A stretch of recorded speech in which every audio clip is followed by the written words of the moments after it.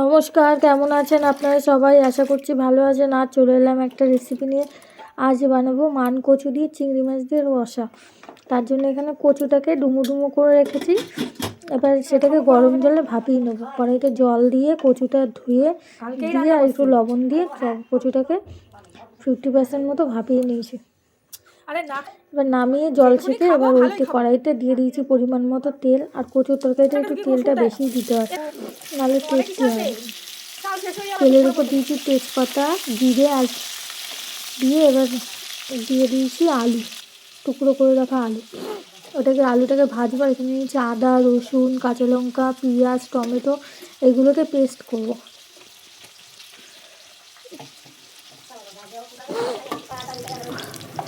আর এদিকে আলুটা ভাজা হয়ে এসছে। এবার এই কচুগুলোকে দিয়ে দেবো, ভাপিয়ে রেখেছিলাম যেগুলো দিয়ে। এবার এটাকে কচুটাকেও একটু ভেজে নেবো।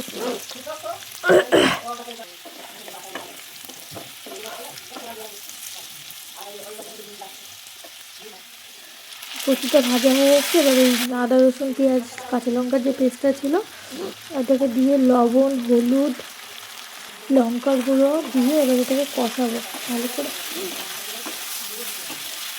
আর ছাড়িয়ে বেছে দিয়ে রাখা চিংড়ি মাছটাও এর মধ্যে দিয়ে দেবো।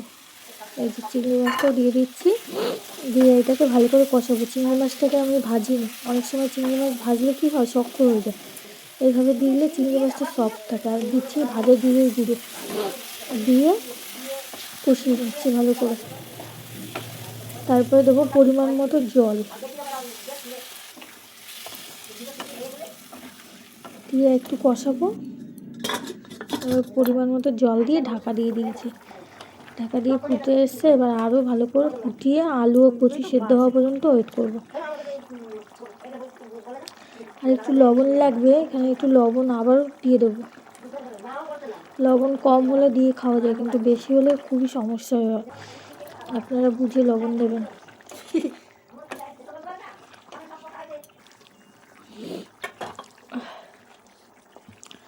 দেখুন কি সুন্দর কালার এসছে তরকারিটার। এবার দিয়ে দেবো উপর থেকে ধনেপাতা আর দেবো একটু গরম মশলার গুঁড়ো দিয়ে নামিয়ে নেবো। কেমন হলো আপনারা জানাবেন। Like, comment, share. ইউটিউব থেকে দেখলে সাবস্ক্রাইব, আর ফেসবুক, ইনস্টাগ্রাম থেকে দেখলে ফলো করে আমার পাশে থাকবেন। আবার দেখা হবে একটা নতুন রেসিপির সাথে। ততক্ষণ আপনারা ভালো থাকবেন, সুস্থ থাকবেন।